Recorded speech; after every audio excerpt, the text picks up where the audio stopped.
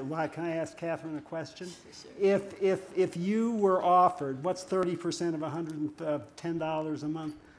$40 a year for all your subscribers who currently get it on paper, and you just had to deliver it electronically to Amazon.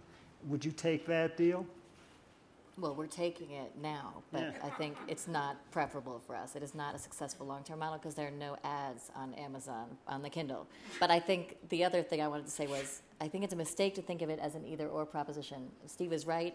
We are completely open-minded to all of these models. I think the internet is very much in its sort of adolescence. It's still changing so fast. And we are not opposed to doing commerce and enabling our users to book a restaurant or buy a movie ticket or buy a book, and that was something that's changed. I mean, in the old days, if we wrote a book review and we had said to the editors, can we let somebody buy that book, that would have been blasphemy. I think today everybody's like, yeah, it's fine. We're not going to change the nature of our book review. Just don't take my job. But part of it too is, I mean, the issue is that we've lost our classifieds. That's the issue. So big newsrooms that put out quality journalism are very expensive to maintain. So we've lost our classified revenues to Craigslist and eBay and Auto Trader and you name it.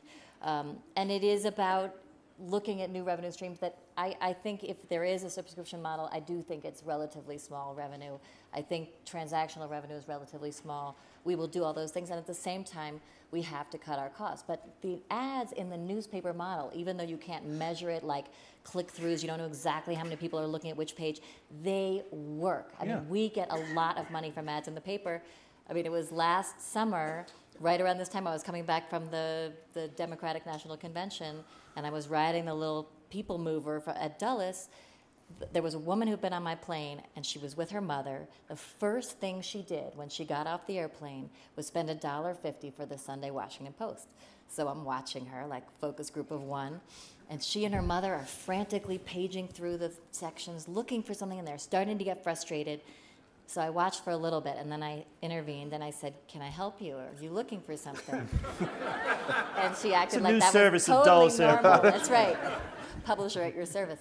And she said, "Well, we're looking for the Metro section. It's always the second section. I don't understand why it's not here. I get it at home." So I said, "Well, sometimes it comes in two different sections. Let's look towards the back." We found it, and I stepped back to watch. Do you know what she was looking for? The car wash ad on page B3. Now, the journalists don't like to hear this. There are people who buy our newspaper for the ads or for the comics. We just removed, bravely, 2 comics that we had massive research. They were the least popular comics for years and years and years, bottom 3%. I had more calls about Judge Parker than I have had about anything in 18 months. I mean, we moved business into Maine. I got nothing. But Judge Parker, we put it back in the paper. So, I mean, the paper is a model that works, and will it change and will it evolve and might it go digital? It might do any of those things, and what we're trying to do is restructure so that we can support a quality newsroom, and part of that means cutting costs. We all got fat in the happy years that I tragically missed. But, in 1975, when Ben Bradley was running the Washington Post as the editor, and we broke Watergate, we had a newsroom that was less than half the size it is today. And that's not, I don't want to cut it. We want to preserve it, we want to keep it, but we built it up over the years. It's a privilege. For a while, we had, we would have days where we had 2 reporters reviewing the same movie. And I went to an elderly home recently, and one of the ladies said, "I really liked it when you had 2 reporters covering the same movie, because I got 2 different views." I'm like, we're just not in that world anymore. So part of it is just disciplined cost cutting and then investing in new revenue streams and trying new things.